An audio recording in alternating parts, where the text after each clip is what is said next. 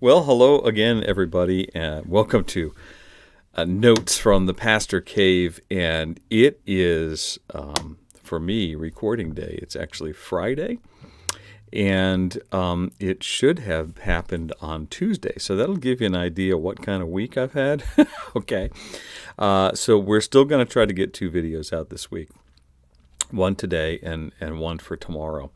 But I want to continue on with Exodus chapter 12. And let me just kind of remind you that one of the things we talked about with the Passover, so there's this final plague that's going to come, and it's going to be really nasty.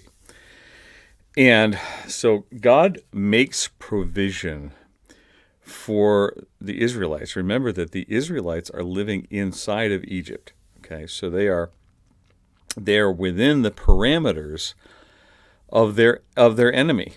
Okay, and so in Exodus 12, God institutes the Passover, and one of the things that we really focused on last time, in which I almost ran past the YouTube limit of 15 minutes, is that we talked about this idea of community. That God is very specific that the Israelites, that this is the plan that He is instituting for the Israelites, for them to survive this final plague and to go through it unscathed. And He's very specific on what He wants them to do. Okay, so at sunset they kill this lamb. They put the blood on the doorposts. We've been through all this. So they go inside and they eat this Passover meal together. And one of the really important concepts here that gets missed is that God says, make sure nobody gets left out. If there's somebody out there outside of the house who doesn't want to be left out in the open, who doesn't want to be left out in the cold, make sure you bring them in. Okay, so it's not go out and find people who don't want to be with you and drag them in. It's not that, but it's look for the stranger. Look for the person who's misplaced. Maybe there's somebody moving through. They don't even have a permanent home. Look for those people. Look for that young couple or old couple who are kind of by themselves. There would have been people, they're supposed to kill a lamb. There would have been people who couldn't afford a lamb. So there's all kinds of reasons for them to be looking out for their neighbors, their fellow Israelites, and bringing them into their homes and making this a gathering, making this a community thing. It speaks so much of the character and the personality of God. And this idea of this really neglected idea of hospitality and how important hospitality is, and that's kind of all that we covered last time. And then the plague actually happens; it really hits, and it's the final straw for Pharaoh. He says. He not only says, "Hey, I'm going to let you go," he basically says, "Get out of here, please, get out of here." And interesting little thing at the end of verse 32, he says, "Get out of here." Basically, take your flocks and your herds, as you have said, and be gone, and bless me also. So he is so affected by what's happened that he goes from being complete non-believer to saying, I need, this God is so great, He's so powerful that please bless me also. That's not really where we're gonna go today. And then the next thing that happens is that the Israelites are supposed to go to their Egyptian neighbors and essentially ask for plunder. Give us stuff.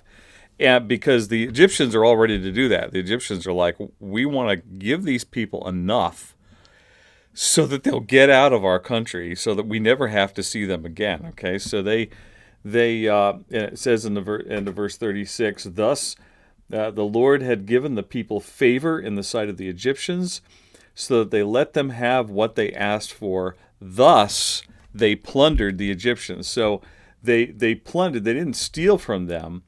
It was not stealing. It was actually payment. For all the years that they had been in slavery, they were then allowed by God to ask for these materials, and thus they plundered the Egyptians, and this is what they had to go on with you. But then another thing happens is that when this Exodus actually happens, it's not just Israelites that are leaving.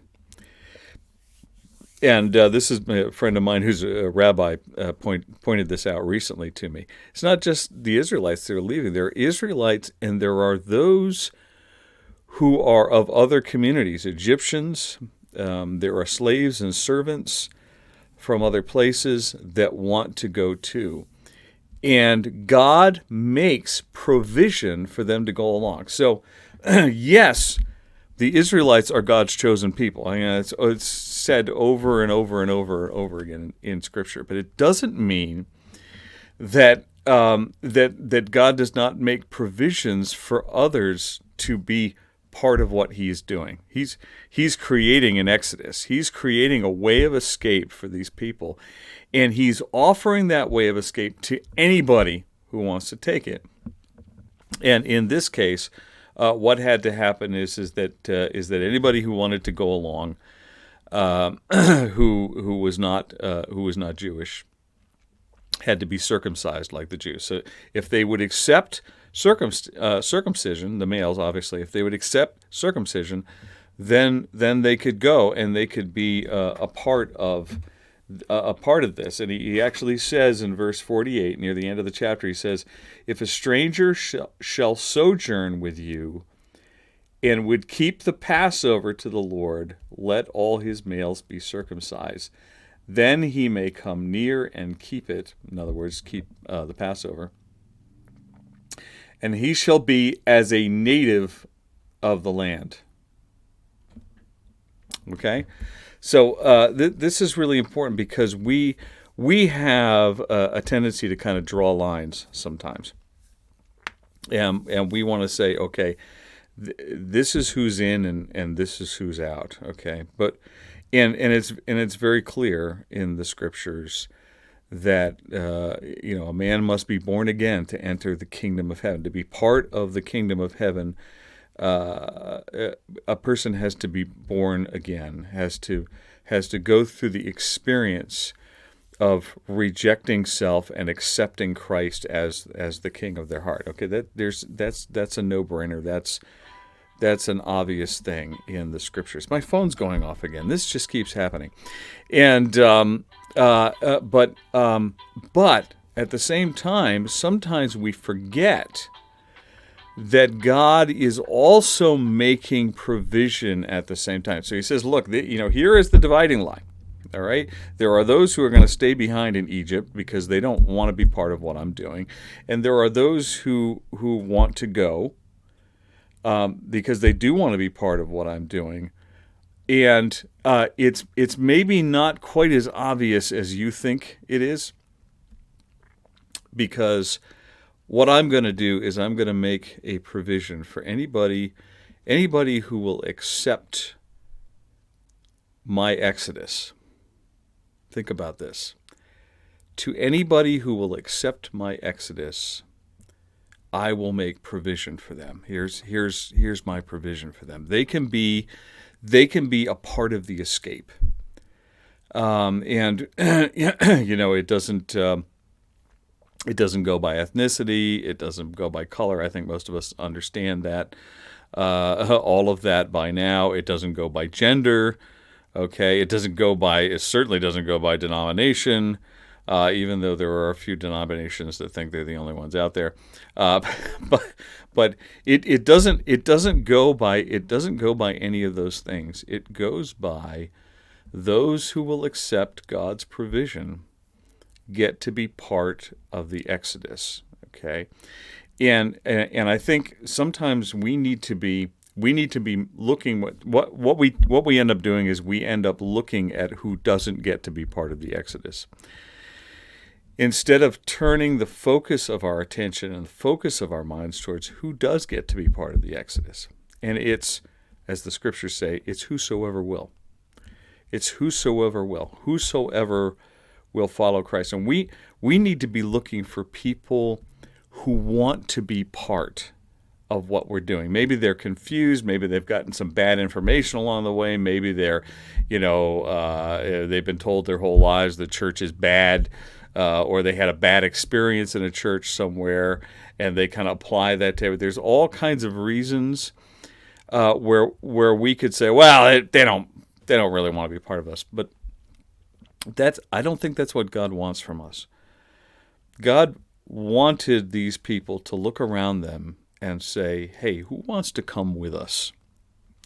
Who wants to be a part of what it is that we're doing? Yes, we're Jews. Yes, we're God's chosen people. But at the same time, we also believe that God can choose anybody who wants to be chosen.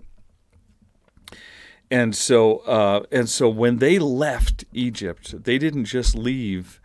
It was primarily the Jewish nation that left, but there was a whole bunch of other people that came along with them. And I don't know about you, but when I leave this planet, when the Lord comes back, I want to be surprised by how many come with me. I want to be surprised. There was a whole bunch. Wow, I didn't know that guy knew Jesus. That is so cool. He's coming. Rather than trying to divide people up and create dividing lines, let's see who will join us.